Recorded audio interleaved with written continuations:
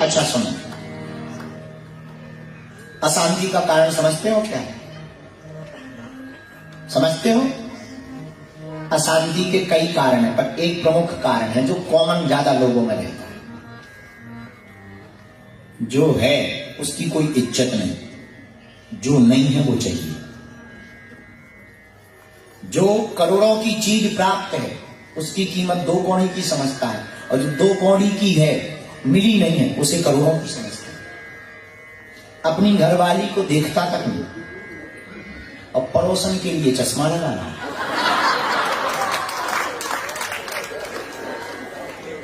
इसी का नाम, आप बुरा ना मानना, नहीं आप चश्मा लगाए रहो, आप चश्मा ना निकालो, आप चश्मा लगाए रहो। जरूरी थोड़ी कि पड़ोसन को देख करके ही चश्मा लग गया हो, कई बार धूप के कारण भी लग जाता है। आप ये अशांति का कारण, इसी को अशांति का कारण है। जो तुम्हारे पास है उसका सम्मान नहीं, जो है नहीं उसका तुम उसके पीछे घूम रहे। इसीलिए अशांति। हमको एक याद आती है रोम की कथा। रोम देश में, रोम की बहुत पुरानी चर्चा है, प्रचलित कथा है, बहुत प्यारी कथा है।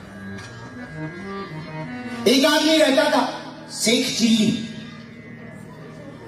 शेख चिल्ली एक आदमी रहता था, बहुत गरीब था। भट्टू जानते हो? भुट्टा, भुट्टा जानते हो? खाने वाला भुट्टा। भुट्टों के खेत में एक बार चोरी करने घुस गया। बड़े बड़े भुट्टे थे, चोरी करने गया, उसने बहुत सारे भुट्टे तोड़ लिए। छिपने की जगह थी तो कपड़े में बांधने के लिए वो छिप के बैठ गया और भुट्टे रखने लगा। अब मन ही मन सोचने लगा, आहा इतने भुट्टे अगर बेच लेंगे, कम से कम एक मुर्गी तो खरीद लेंगे।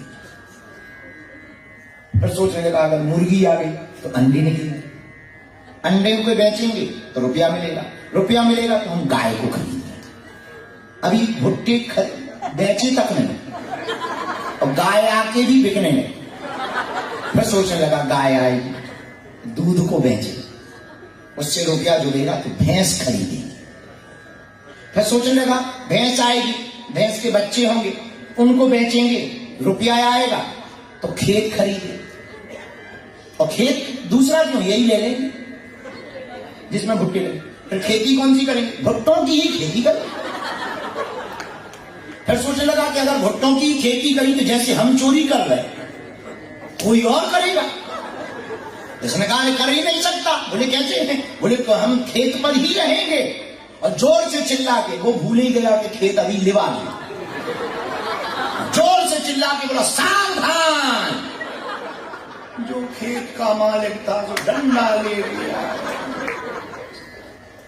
चिल्ली साहब पकड़े गए। क्या कर रहे हो? बोले अब सत्य सत्य बोल देते हैं, क्या झूठ बोले, चोरी करने आए। पर तुम चिल्ला क्यों रहे? हमने चोर आज तक ऐसा देखा नहीं आता।